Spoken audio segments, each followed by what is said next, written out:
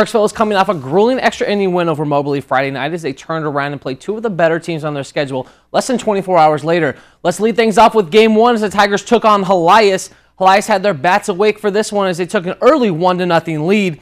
On the other hand, it was one of those days for the home team. Kylan easily rips the ball here, but it turns into a 6-3 inning ending double play. The Crusaders went on to score 10 runs in the fifth inning to break this one open and take an 11-0 lead. However, Kirksville came right back in the bottom of the inning as Nathan Farnsworth is going to drill this single to left. Dylan Lewis is going to drive in two with this single, but Helias went on to win 14-4.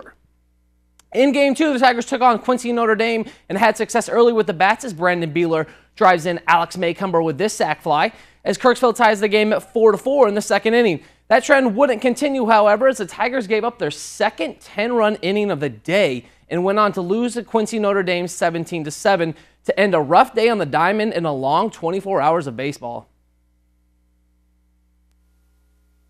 It wasn't one of our better days, to be honest. We had a bunch of young pitchers on the mound today, a lot of guys who were getting their feet wet at the varsity level for the first time. And, we competed two very solid ball clubs. We didn't swing the bat bad at times, but defensively and pitching, we got a ways to go. In other high school baseball scores, New Franklin flew past Knox County 13-0.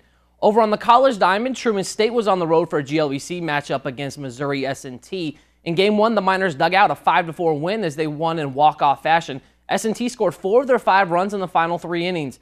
Game 2, the Bulldog Bats put the game out of reach early as they pounded out 15 hits on the way to a 15-3 win. Blake Deaton was 2 for 4 with 4 RBIs. Paul Trenhill was 2 for 3 and drove in 3. The same two teams meet tomorrow for another pair of games. Countdown to opening day is on as the Royals closed out spring training with a 7-3 win over the Brew Crew. Truman State softball was at home looking to defend their number 25 national ranking when they took on an old rival, Missouri S&T. In game one, Truman State scored single runs in 3 different innings, but the 5-run fourth inning is a blow that broke the game open in an 8-0 win over the Miners. Kendra Hines improved to 12-2 as she picked up another shutout win. Danielle Llewellyn went 3 for 5 and had an RBI and scored 2 runs. Former Scotland County Tiger great Bethany Rader suffered the loss. In game 2, it was much of the same as Truman State kept the bats going hot. Kate Simon blasts this one to the wall, and a nifty slide's going to get her into second base safely. Jessica Van Nonstra is going to drive another ball to the wall as she's going to drive in Kate Simon, and she's going to cruise into second base with a double of her own. Rader came in relief in game 2, but she was unable to slow down the Bulldogs as Kelsey Bowman is going to play wall ball as she drives in Andrea Clips.